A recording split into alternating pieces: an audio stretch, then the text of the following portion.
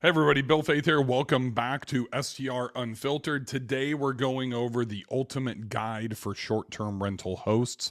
In this episode, I'm going to go over everything from preparing to purchase, what you need to vet, to when you get under contract, designing, hosting, hospitality, working with vendors. I'm going to the entire stuff. And if you're watching this on our YouTube channel, Build Short-Term Rental Wealth, I'm actually going to walk you through the video of the actual guide. If you're listening to this on a podcast, you can just click down in the show notes to get this guide. It's 100% free, and it's very comprehensive.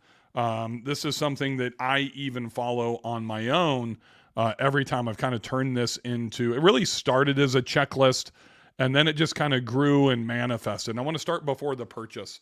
As you're going through the last episode of the podcast, I talked about maybe it was a couple episodes ago, my biggest mistake that I've ever made in the STR space. And it was the one property that I did not physically go and put my own eyes onto, ended up costing me $124,000. So make sure you go and you're evaluating the properties on your own. I typically like to go and see the property and be there when the home inspector, almost every property I'm there during inspections, if it's septic, homes, so that way you kind of get that intel and stuff that they'll share with you that they typically won't put in a report.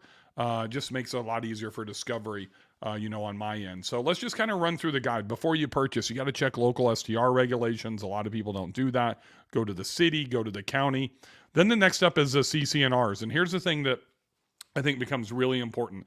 You have the right, if you're buying from an HOA, to ask for the annual report. Many condos require that their board delivers that. So you can go back to the last annual report. A couple of things. One, you can see the sentiment for STRs. You can see the current regulation in the CCNRs, but you can also see if there's anything coming up for bans that they've talked about in the last 12 months. And for condos and that type of stuff and HOAs, you can look at assessments that are coming down the pipeline as well. Really important. Don't ever take your agent's word about regulations or, the city or county says this. Make sure you get copies of it. Even somebody working in the office.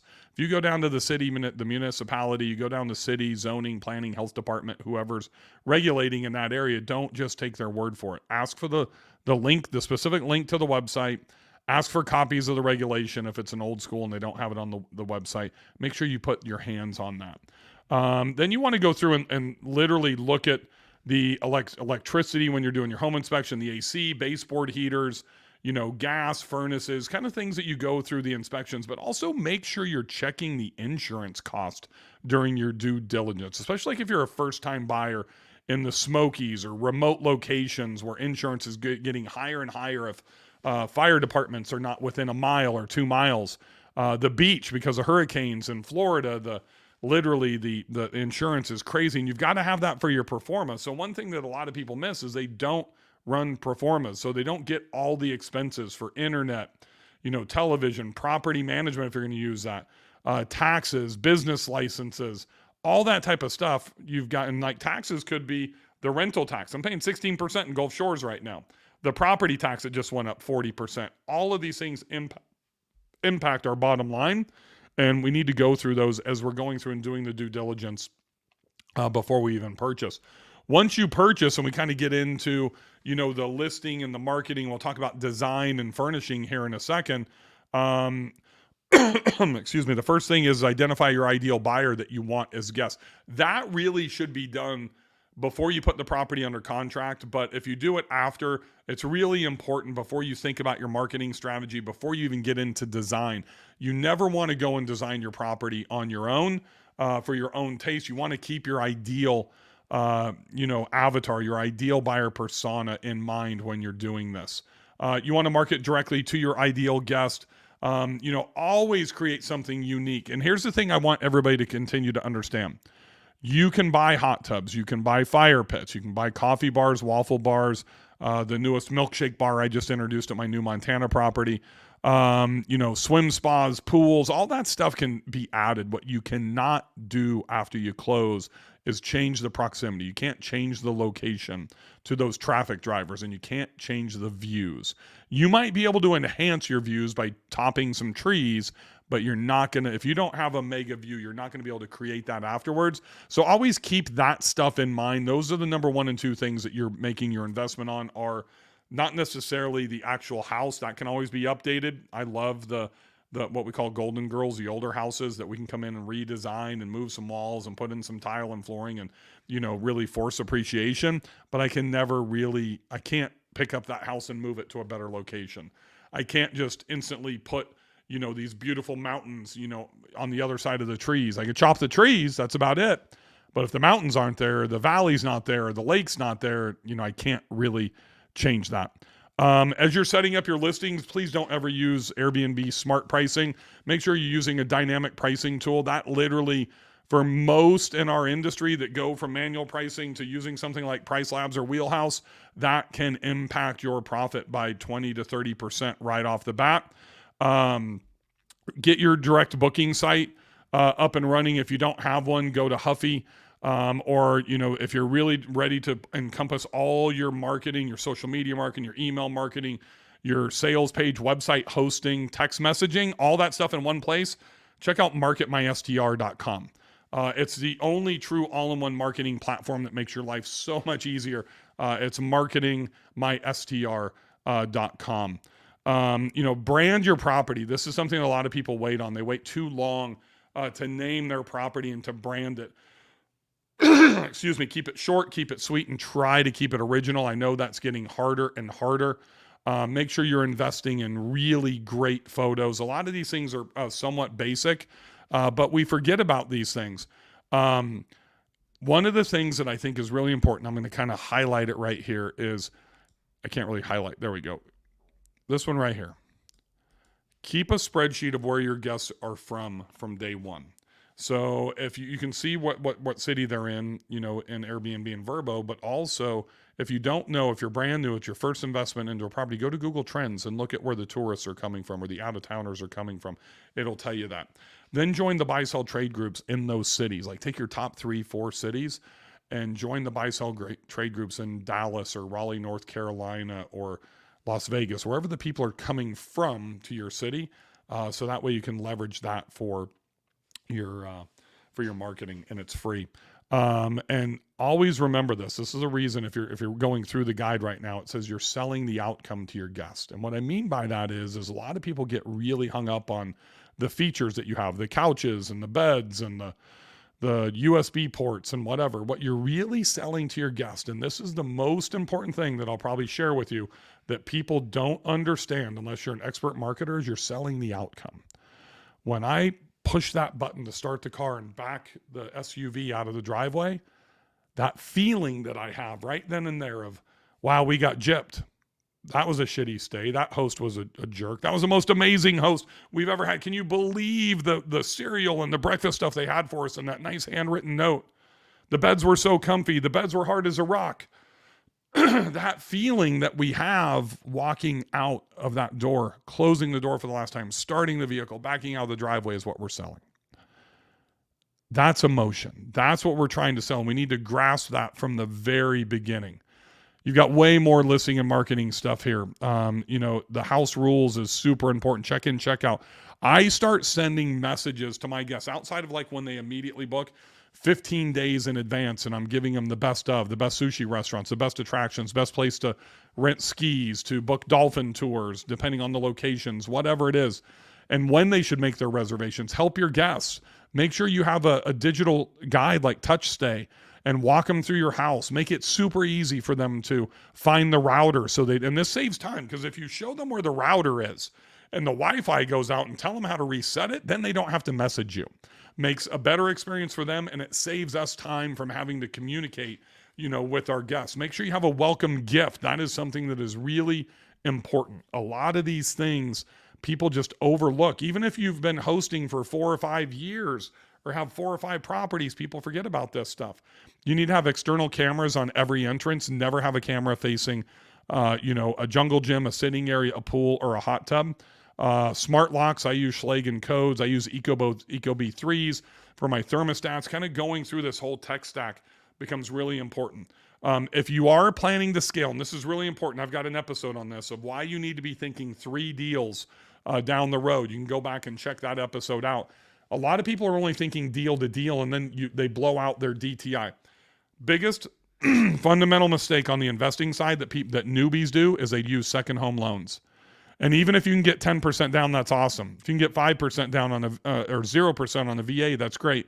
But that is reporting to your credit, and that's impacting your DTI. So if you are not independently wealthy, if you're not making 7 figures or more net income, even if you're making 500 net income and you have a $4,000 a month mortgage, so 500 is roughly $40,000 a month in income. So if you have a $4,000 mortgage on your personal home, then you go buy another house and you have a $4,000 mortgage. Now we're at 8,000.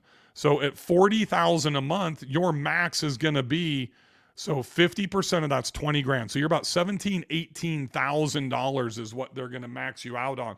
That means you really have 3 properties and maybe a car or a little bit of credit card debt, and that's it.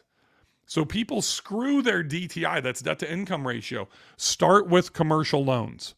Learn how to put a nice package together and start with commercial loans at local banks as opposed to maxing out your DTI right off the bat, because you just absolutely box yourself into a corner. Make sure you have owner's closets. You can use a resort lock for all that type of stuff. Make a spreadsheet that has, so I have this for all my co-hosting clients. I've implemented it now with all the properties that I own, to where I have a spreadsheet that has every single thing listed on it. All the appliances, the quantities of towels, the quantities of K cups that should be stocked with the coffee bar. Everything's detailed all the way down to the appliances. And this is something really important nobody ever talks about. The serial numbers and then brand name of the appliances. So if you have a Samsung 1872 refrigerator and the SKU number is 18736543320, well, you need that SKU number. If the ice maker breaks, it's going to really benefit the speed of getting that fixed if you can have that information ready to give to your appliance person before they even come out and look at your refrigerator. So washer, dryer, oven, stove, refrigerator, freezer, wine fridge, beverage fridge, anything like that. Make sure you have the appliance numbers that go along with everything. Wow, we're way over time already. So I'm just going to jump down to the guest experience. Man, I got to get my throat fixed. I apologize. Fast internet, huge deal. I think everybody needs to have at least 500 megs. 100 is not good enough, especially with people that are working remote. Nice welcome gift. Make sure that you only invest commensurate on your ADR and your price point. Nothing wrong with just literally a nice thank you card and some snacks in a bag. No wine, no beer, no alcohol. Create templates for your communication. I've got a Superhost library that literally you have 30 templates already written for you. So I send it 15 days, 7 days, three days, day of check-in, morning after check-in, mid-stay, day before checkout, morning of checkout. And then after that, I put them into marketmystr.com, which is the marketing platform that I use. And I have funnels going out for them. Just all that's a fancy word for just emails and text messages that are set to message them to drive them back to direct book with me. Focus on your guest communication. Make that a top priority. That's one of the reasons that you want to try to automate it, but keep it very, very personal. Staging your property is important. How your towels look. A lot of new guests, and they try to cut corners and they have mismatched towels. Even if you go with all white, they need to match. And towels need to be comfy. Invest into great bedding. Invest into great towels. That makes a difference with your guest stay. Shoot a video walking through the house so they can see everything. That can go into your Touch Stay app. Labels are important, but do not make them externally. I don't want light switches labeled. We label our cabinet, every one of our cabinets, for the cleaners and the guests, but it's inside. Open the drawer and pull it out, and it's labeled inside with a label maker. Open up where the wine glasses and the coffee cups are. It's inside the door. It doesn't show on the outside. A lot of the furnishing stuff I'll let you go through. You need double sheets at a minimum, double duvets or comforters. You should be leaving, in my opinion, for a week-long stay, at least 2 towels per guest.